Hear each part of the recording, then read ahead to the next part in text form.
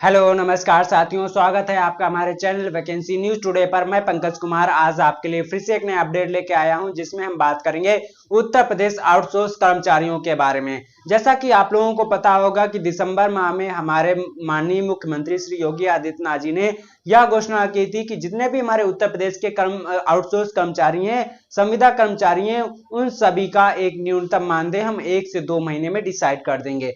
तो जब से घोषणा की है तब से 2 महीने बीत चुके हैं, लेकिन इससे संबंधित कोई खबर नहीं निकल कर आ रही है। अब यह कयास लगाए जा रहे हैं कि जो हमारा 11 फरवरी को यूपी का बजट सत्र होगा, यानी कि जिसमें बजट पेश किया जाएगा, उसमें हमारे कर्मचारी जितने भी संविदा कर्मचारी हैं, चतुर्थ श्रेणी कर्मचारी हैं और आउटसोर्स कर्मचारी हैं, इनके लिए एक अच्छी कोई खबर निकल कर आ सकती है। इनका मानदेय जो है वो बढ़ाया जा सकता है या न्यूनतम मानदेय लागू किया जा सकता है। इसकी घोषणा हमारी सरकार की तरफ से की जा सकती है। तो देखते हैं इससे संबंधित क्या खबर निकल कर आ रही है, क्या हमारे जो मंत्री हैं वो कह रहे हैं। यहां पर ये बताया गया है कि यूपी में आउटसोर्स कर्मचारियों की सैलरी 16,000 रुपए से कम नहीं होगी। योगी सरकार का बड़ा फैसला। योगी सरकार ने तो पहले ही कह दिया था कि जितने भी हमारे संविदा कर्मचारी हैं, आउटसोर्स कर्मचारी हैं और चतुर्थ श्रेणी के कर्मचारी हैं, किसी का भी मानदेय 16,000 से 20,000 से कम नहीं होना चाहिए। ये किसी भी कर्मचारी का, जो भी हमारे उत्तर प्रदेश में आउटसोर्स कर्मचारी हैं, संविदा कर्मचारी हैं, इनका मानदेय। तो इससे संबंधित एक खबर निकल कर आ रही है। उत्तर प्रदेश सरकार का जो बजट पेश होने वाला है 11 फरवरी को, उसमें ये कयास लगाए जा रहे हैं कि क्या हमारे जितने भी चतुर्थ श्रेणी के कर्मचारी हैं, जितने भी संविदा कर्मचारी हैं और आउटसोर्स कर्मचारी हैं, उनके लिए कोई बड़ी खबर निकल कर आ सकती है। जैसा कि उत्तर प्रदेश मंत्रिमंडल में विभिन्न विभागों और संस्थानों में आउटसोर्स कर्मचारियों को 16,000 से 20,000 रुपए मासिक मानदेय देने का प्रस्ताव जो है 9 फरवरी 2025-26 को कैबिनेट मीटिंग में मंजूरी मिल सकती है। यानी कि जो हमारा बजट सत्र पेश होगा उसके पहले 9 फरवरी को एक कैबिनेट की मीटिंग बुलाई गई है हमारे उत्तर प्रदेश सरकार की तरफ से। तो उसमें इस जो भी बजट में होगा उस पर चर्चा की जाएगी।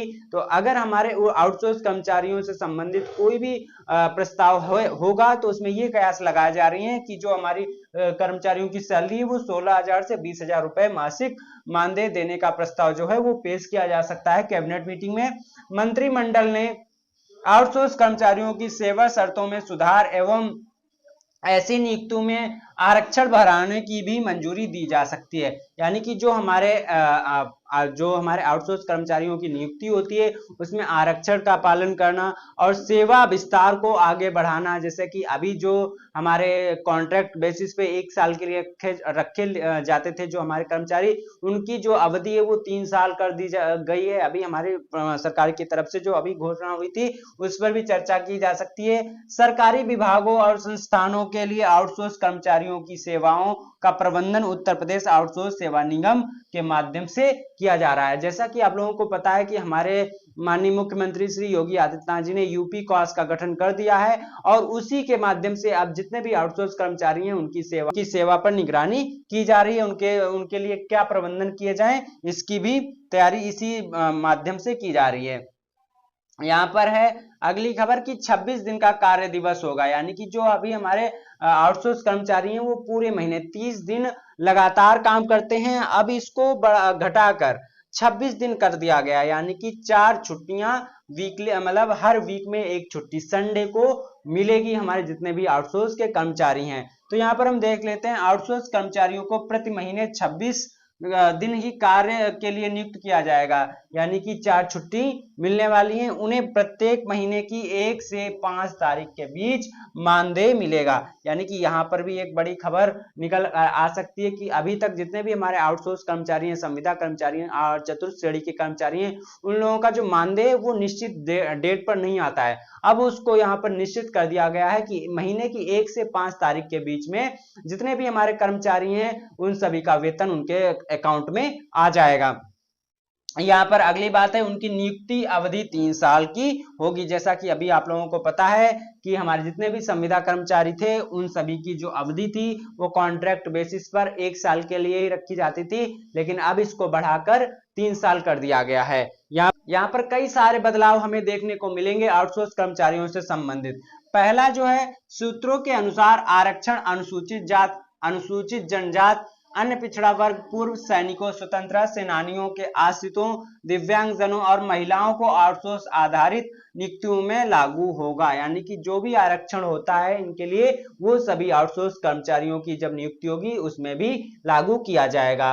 दूसरी बात यहाँ पर है, अब तक मानदेय या वेतन के रूप में दी जाने वाली राशि सेवा प्रदाता के खाते में जमा की जाती थी। यानी कि जो सेवा देता था, जो नियुक्ति करता था, उसके खाते में जितनी भी राशि होती थी उसको जमा कर दिया जाता था और उनके माध्यम से ही जितने भी हमारे कर्मचारी हैं उनको सैलरी दी जाती थी। लेकिन अब ऐसा नहीं होगा, जो हमारे सेवा प्रदाता हैं उनके खाते में नहीं जमा की जाएगी।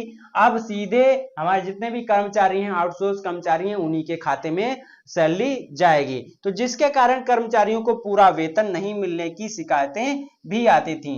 जैसा कि माना कि कोई कर्मचारी 10,000 की सैलरी पर काम कर रहा है, अब सेवा प्रदाता के खाते में 10,000 चले गए तो वो कुछ ना कुछ तो काट ही लेगा उसमें से, और कुछ ना कुछ कमियां निकाल कर, काट कर कम रुपए देता है हमारे कर्मचारियों को। तो अब ऐसी शिकायतों भी नहीं आएंगी, जो अभी तक लगातार शिकायतें आ रही थी कि उनको पूरा मानदेय नहीं मिल रहा है, उनके जो वेतन है उसमें कटौती की जा रही है। अब सीधे जो वेतन है वो सीधे हमारे आउटसोर्स कर्मचारियों के खाते में जाएगा, अब किसी भी सेवा प्रदाता के माध्यम से नहीं मिलेगा। ये बहुत ही बड़ा बदलाव किया गया है सरकार की तरफ से।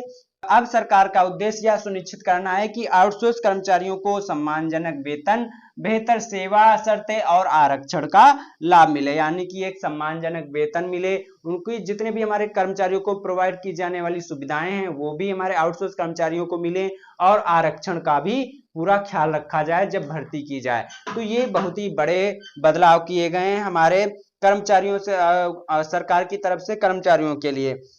ये सारे बदलाव हमारे आउटसोर्स कर्मचारियों के लिए बहुत ही बड़े साबित होंगे अगर ऐसा लागू होता है हमारी उत्तर प्रदेश सरकार के द्वारा।